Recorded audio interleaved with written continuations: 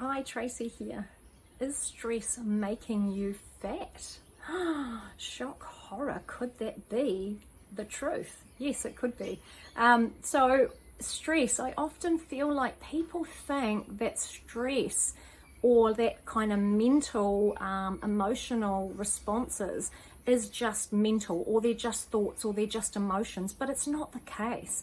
When we hold so much stress at the level of our mind, so neurologically, if you think about the body, neurologically, those structures actually control our whole body and control every single function within our body. And we have something called our autonomic nervous system. Now, what actually happens is when we are holding so much stress and we're not managing it properly, it actually then creates a response in our body that holds us in this deep state of stress. And what it does is it does a number of things, but it actually, in the end, we actually lose the ability to access our parasympathetic nervous system, which means we've lost our ability to heal and repair. It will actually change our metabolism to suit this deep kind of stress survival state. And so if you were in a survival scenario, you would need to run. So it's either fight or flight. And so what happens is our body will want to only have foods that allow us to do this. Because if we were to eat a big meal of fats and proteins, we actually need to rest and we need time to digest it. And all our energy goes into our digestion.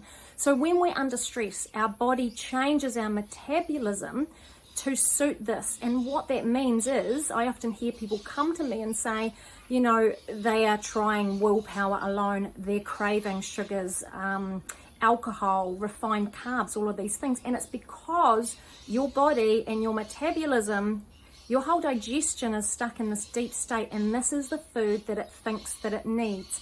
If you were to eat proteins and fats, your body can't even utilize it properly.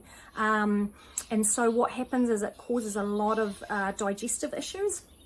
It also causes a lot of inflammation in the body.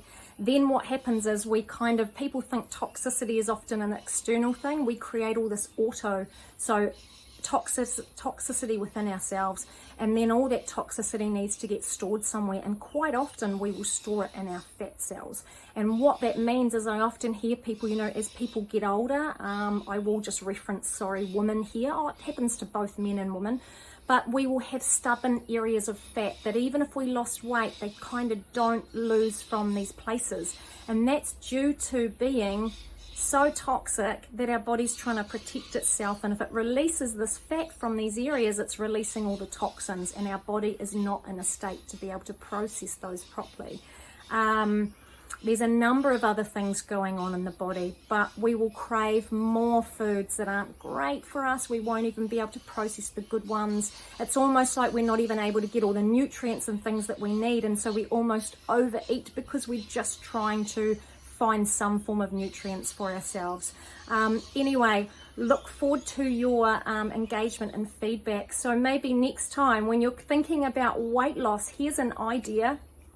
Think about your mental health and how you could be managing the stress, the way you're dealing with mental stimuli better, and that will have a huge impact on your overall health and well-being. Would love to talk to you more about how I actually help my clients to heal not just their physical, but their physical, mental, emotional, and spiritual health. Anyway, have a wonderful day.